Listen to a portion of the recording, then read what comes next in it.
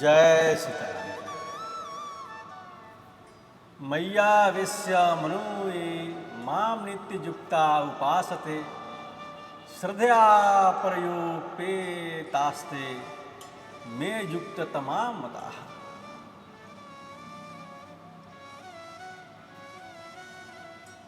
समय युक्त तमो मतः और ऊपर के वे बहुवचन हैं। तेमे युक्त तमाम मता का एक ही भाव है। इस प्रकार निर्गुण निराकार एवं सगुण सकार के उपासक की दो श्रेणियां बतलाई गई, जिनके लिए ये दो प्रकार की श्रेणियां हैं। उनके लिए अर्जुन ने पूछा, तब भगवान ने बतलाया है कि जिस पुरुष ने मुझ परमात्मा में अपने मन को लगा दिया, समावेश कर दिया, परम श्रद्धा करके मेरी उपासना करते हैं, मेरे मत में वे उत्तम है। इसमें यह समझना चाहिए कि परम श्रद्धा का प्रयोग भगवान इसलिए करते हैं। परम श्रद्धा का प्रयोग भगवान इसलिए करते हैं कि जहां परम श्रद्धा होती है वहां आदर सत्कार अपने आप ही हो जाता है। उससे अलग होने की कोई आवश्यकता नहीं है। हम लोग आदर और सत्कार पूर्वक कार्य नहीं करते, इस कारण उसका यथार्थ फल हमें नहीं मिलता है।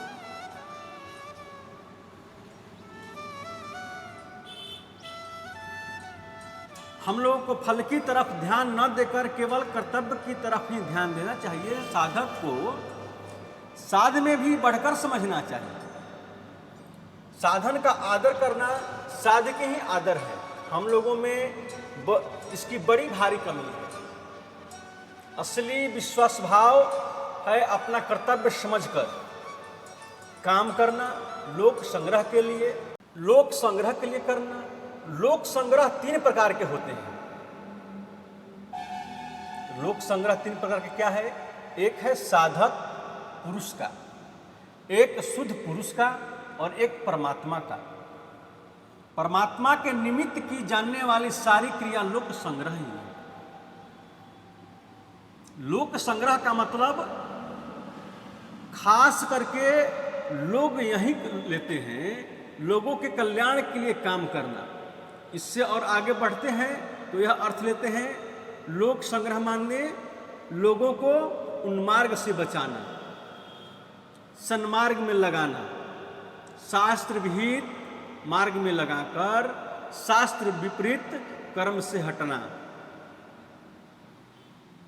इन उद्देश्य से जो कर्म किया जाता है उसका नाम है लोक संग्रह। इससे भी बढ़कर लोक संग्रह का अर्थ है बिखरे हुए लोगों को इकट्ठा करना। इस समय अनेक संप्रदाय चल रहे हैं। कोई किसी संप्रदाय के अनुसार चल रहा है और कोई किसी संप्रदाय के अनुसार, कोई ब्रह्मा की, कोई शिव की, कोई विष्णु की, कोई गणेश की, कोई देवी की उपासना कर रहा है। कोई किसी पुराण को मानता है तो कोई किसी पुराण को। इस प्रकार के लोग पुराणों को मानता है तो कोई किसी पुराणों को। इस प्रकार लोग चारों ओर बिखरे हुए हैं, एक जगह नहीं है। सब तितिर बितिर हुआ है, छिन्न भिन्न हुआ है। इस उद्देश्य से संसार में चारों तरफ बिखरे हुए पुरुषों को परमात्मा में लगा देना लोक संग्रह है। जैसे वेद व्यास जी महाराज ने जब पुराणों की रचना की थी तो देवी भागवत में देवी को सर्वोपरि माना। इसमें वे कहते हैं कि देवी ही साक्षात पूर्ण ब्रह्म है, उससे बढ़कर और कोई नहीं है। ब्रह्मा विष्णु महेश्वर की रचना देवी ने की है। उत्पत्ति और पालन करने वाली भगवती देवी ही है। इसी प्रकार देवी भगवती में व्यास जी ने देवी को सर्वोपरि माना लिया और उसका फल बतलाया, ब्रह्म की प्राप्ति। देवी को ब्रह्म स्वरूप दे दी। शिव पुराण में शिव को सबसे बढ़कर मान लिया। शिव पुराण में व्यास जी ने कहा कि शिव जी ही ब्रह्म है। विष्णु तथा महेश इन तीनों रूपों को धारण कर संसार की उत्पत्ति, स्थिति और पालन करते हैं। समस्त संसार की रचना करने वाले शिव ही हैं। वे ही साक्षात ब्रह्म परमात्मा है। सृष्टि शिव में ही होती है, शिव ही पालन करते हैं और शिव में ही सृष्टि विलीन हो जाती है। इस प्रकार शिव पुराण में शिव को ही सबसे बढ़कर मान लिया, यानी शिव जी से बढ़कर कोई नहीं है। ये साक्षात पूर्ण ब्रह्म परमात्मा है। जो कृष्ण के उपासक हैं वे कहते हैं कि कृष्ण ही सर्वोपरि है। ब्रह्म विष्णु शिव जी उत्पत्ति भगवान श्री कृष्ण से हुई है, वे ही साक्षात ब्रह्म परमात्मा है। और जो राम के उपासक हैं, जैसे तुलसीदास जी ये कहते हैं कि श्री राम ही ब्रह्म पुरुष और महेश, इन तीनों की उत्पत्ति करने वाले। कहने का भाव यह है कि जो अपना इष्ट है उसको सर्वोपरि मान लेना, यह एक निष्ठा है, अनन्य निष्ठा। यह अच्छा भाव है। इस प्रकार यदि सबको एक सूत्र में बांधो तो उसका सबका फल क्या होगा? ब्रह्म की प्राप्ति। तो ब्रह्म की ही सर्वोपरि है, सबसे बढ़कर कोई नहीं। आप यदि देवी को उपासक कहते हैं, आप यदि देवी की उपासना करते हैं तो देवी को साक्षात ब्रह्म रूप में समझकर उनकी उपासना करते हैं। राम की उपासना करते हैं तो राम को सबसे बढ़कर समझकर राम की उपासना करें। शिव की उपासना करते हैं तो शिव को परब्रह्म मानकर शिव की उपासना करते हैं। तो सबसे बढ़कर शिव को समझें और उससे उसकी उपासना करें। श्री कृष्ण की उपासना करते हैं तो सबसे बढ़कर श्री कृष्ण को समझें और उपासना करें। विष्णु की उपासना करते हैं तो सबसे बढ़कर विष्णु को मानें और विष्णु को समझकर विष्णु की उपासना करें। उन सब का फल क्या होगा? ब्रह्म की प्राप्ति, क्योंकि सबसे बड़ा तो ब्रह्म ही है। लक्षण से समझना चाहिए कि सृष्टि की उत्पत्ति और पालन करने वाला सबसे बड़ा ब्रह्म ही है। उसका नाम आप चाहे राम रख दें, कृष्ण रख दें, विष्णु रख दें, शिव रख दें, गणेश रख दें, शक्ति रख दें, आपकी जो इच्छा करे वो रख दें। उन्होंने इस प्रकार अनेक पुराण बनाए। हमारे शास्त्र में इसके लिए बहुत से प्रमाण मिलते हैं। पद्म पुराण में कथा आती है कि कृकल नाम से वैश्य की स्त्री अपने पति को सर्वस्व समझकर उसकी सेवा करती थी। फलस्वरूप उसको ब्रह्म विष्णु महेश्वर की प्राप्ति हुई। स्वयं भगवान ने इंद्र आदि के साथ उनके घर आकर उसे दर्शन दिए। उसके पति कृकल ने भगवान का दर्शन करके उनसे पूछा कि मैं बड़ा धर्मात्मा पुरुष हूँ, आप मेरे धर्मात्मापन में प्रभाव से यहाँ आए हैं या मेरी स्त्री प्रतिव्रता है इसके प्रभाव से आए? उन सब में इंद्र मुखिया बनकर बोले, इसमें तुम्हारा प्रभाव कुछ भी नहीं है। हम सब यहाँ तेरी पतिव्रता स्त्री पतिव्रत के प्रभाव से आए हैं।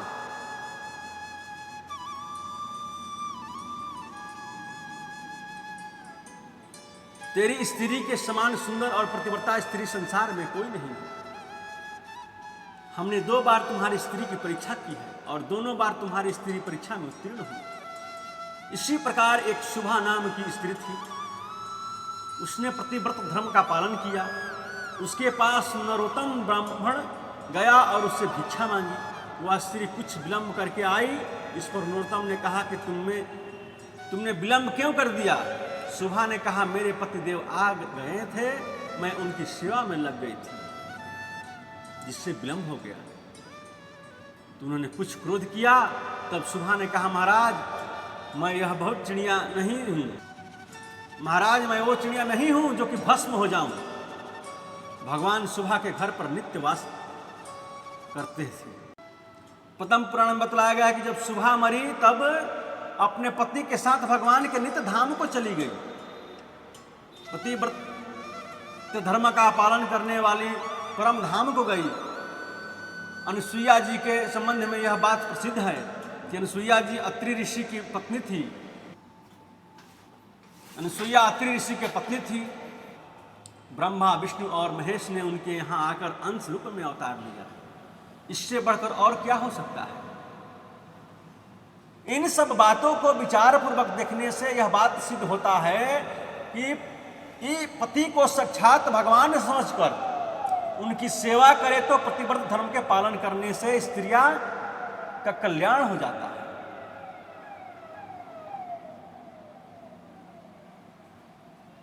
ऐसे ही माता पिता की सेवा करने से लड़कों का भी कल्याण हो जाता है। पद्म पुराण में मुक चंडाल की भी कथा आती है। तो पद्म पुराण में मुक चंडाल की भी कथा आती है। मुक चंडाल नाम का एक व्यक्ति था, उसने अपने माता पिता की सेवा की और उस सेवा के प्रभाव से उसका मकान आकाश में झूला करता था। भगवान स्वयं उसके घर में ब्रह्म का रूप धारण करके रहा करते थे। जब परम धाम गया तो अपने माता पिता के सहित गया। उसने घर में तो जीव जंतु रहते थे, वे भी दिव्य रूप धारण कर उनके साथ माता पिता की सेवा में प्रभाव से भगवान के परम धाम को चला। माता पिता की सेवा के प्रभाव से भगवान के परम धाम को चले गए। माता पिता की सेवा का प्रभाव हमारे शास्त्रों में, महाभारत में, पद्म पुराण में, हमारे सभी ग्रंथों में लिखा है। फिर भगवान की भक्ति करने से मुक्ति हो जाए, भगवान की प्राप्ति हो जाए, इसमें कहना ही क्या है। माता पिता की सेवा का यह प्रभाव है कि भगवान उनके घर पर ब्रह्म का रूप धारण कर वास करते थे। मुक चंडाल जाति का चंडाल था, नाम उसका मुक था। उसके पास नरोत्तम ब्राह्मण गया और उसे देखकर चकित हो गया। ये सब बातें हमारे शास्त्र में हैं, इसलिए मेरा यह कहना है कि निष्काम भाव से यदि मनुष्य अपने कर्तव्य का पालन करे तो थोड़े से साधन से ही परमात्मा की प्राप्ति हो जाती है। स्वल्पम प्यस्य धर्मस्य त्रायते महतो भवा। निष्काम कर्म योग धर्म का थोड़ा भी पालन महान भय से तार देता है। गीता के दूसरे अध्याय के 37वें श्लोक में भगवान कहते हैं कि हे अर्जुन, कर्म करने में ही मेरा अधिकार है, कर्म करने में ही तेरा अधिकार है, इसके फल में अधिकार नहीं है। कर्मण्येवाधिकारस्ते मां फलेषु कदाचन मां कर्म फले हेतु भूर्मां ते संगोस्त्व कर्मणि। विचार करने की बात है कि जिसमें हमारा अधिकार ही नहीं है उसकी हम चर्चा क्यों कर रहे हैं, उसकी हम चर्चा क्यों करें, उसकी ओर नजर उठाकर ही क्यों देखें। हम अपने कर्तव्य का पालन करते रहें, किए हुए कर्म का नतीजा, उसका फल अपने आप ही आकर प्राप्त हो जाए। इसलिए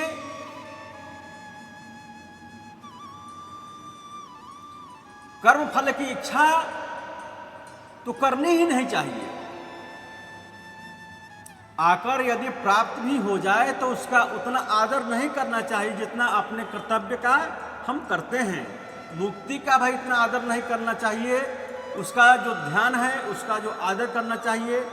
उच्च कोटि के निष्कामी भक्त के लिए तो मुक्ति निरादर भक्ति लुभाने लिखा है कि भक्ति साधन है और मुक्ति फल है। तो निष्कामी भक्त मुक्ति का ही तिरस्कार कर देते हैं, भक्ति में ही रत रहते हैं। इस प्रकार कर्म योग के विषय में अपना जो कर्तव्य कर्म है, अपनी जो ड्यूटी है, उसका आदर करना चाहिए, उसका फल है।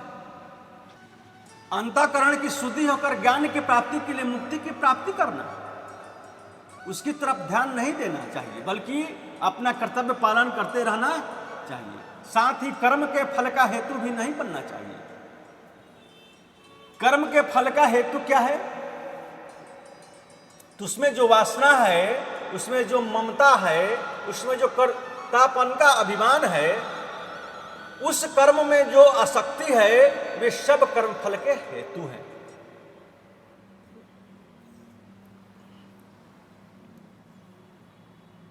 अरे जिनमें होते हैं उनको कर्मों का फल मिलता है, इनको भी हटा देना चाहिए।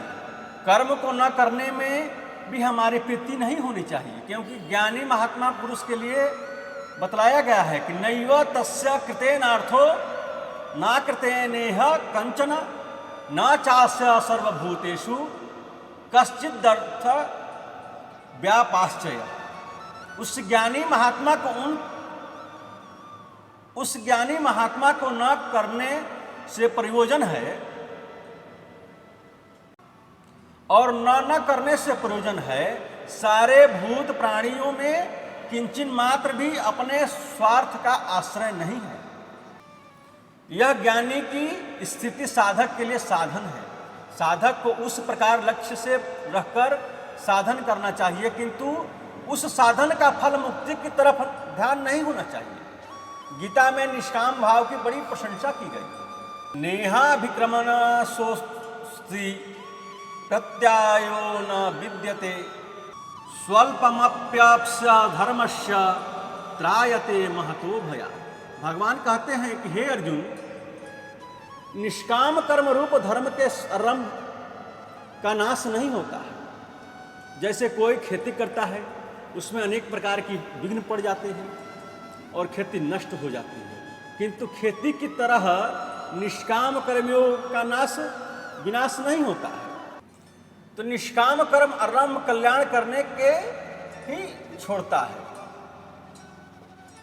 निष्काम कर्म आरंभ कल्याण करने के ही छोड़ता है। खेती के ऊपर पाला पड़ जाने से खेती नष्ट हो जाती है, टिड्डी आने से खेती नष्ट हो जाती है, और भी कई प्रकार से विघ्न पड़ने से खेती नष्ट हो जाते हैं। अधिक जल होने से भी खेती नष्ट हो जाते हैं। निष्काम कर्म का विनाश किसी भी प्रकार से नहीं होता है, वह सदा कायम रहता है। और निष्काम कर्म से प्रत्नवादोष भी नहीं लगता है। प्रत्यावायो न विद्यत। जैसे कर्तव्य कर्म के पालन में शास्त्र विहित नियत कर्म के पालन में संध्या, गायत्री आदि का न करना प्रत्यवाय है, और आदमी संध्या गायत्री नहीं करता, वह प्रत्यय दोष का भागी होता है। इसी प्रकार कर्म, निष्काम कर्म कर्ता के ऊपर निर्भर है, और वह न करे तो उसे किसी प्रकार का दोष नहीं लगता। और प्रत्यय का यह भी अर्थ है कि उल्टा फल नहीं होता, किंतु सकाम कर्म से कभी कहीं कमी रह जाती है तो उसका उल्टा फल भी हो जाता है, किंतु निष्काम भाव से जो कर्म का होता है उसका कभी उल्टा फल नहीं होता है। यदि कोई भी भाई किसी भी भाई की निष्काम भाव से सेवा करता है और उसमें कोई भूल हो जाती है तो उसे कोई दंड नहीं दिया जाता। इतना ही नहीं, इस धर्म का थोड़ा भी अनुष्ठान, थोड़ी भी पालन महान भय से तार देता है। स्वल्पमप्यस्य धर्मस्य त्रायते महतो भयात्। प्रश्न होता है कि निष्काम भाव का अल्पपना और निष्काम क्रिया का अल्पपना, निष्काम भाव तो पूरा होना चाहिए। स्वल्प शब्द क्रिया की तरफ लक्ष्य करता है कि भाव यदि निष्काम हो तो थोड़ी भी क्रिया, थोड़ी भी कर्म महान भय से तार देता है। महिमा निष्काम भाव की है, क्रिया की नहीं है। निष्काम कर्म का थोड़ा भी पालन महान भय से तार देता है। निष्काम भाव की बड़ी महिमा है।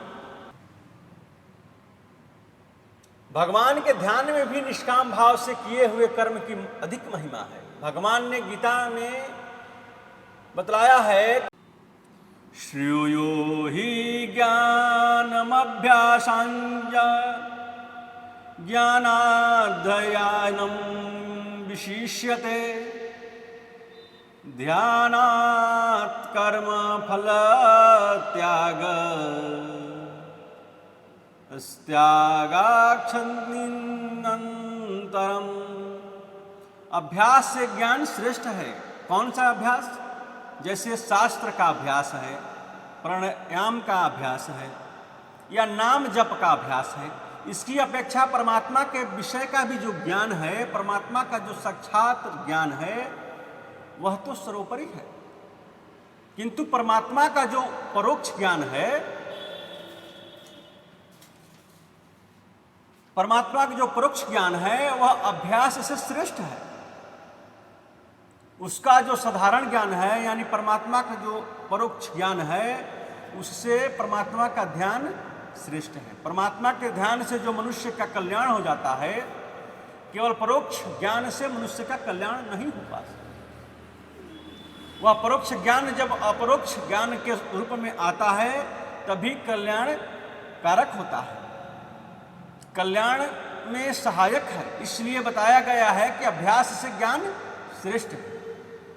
परोक्ष ज्ञान इसे कहते हैं। जैसे किसी भाई को दिभ्रम हो गया, उसमें पूर्व में पश्चिम दिखने लगा।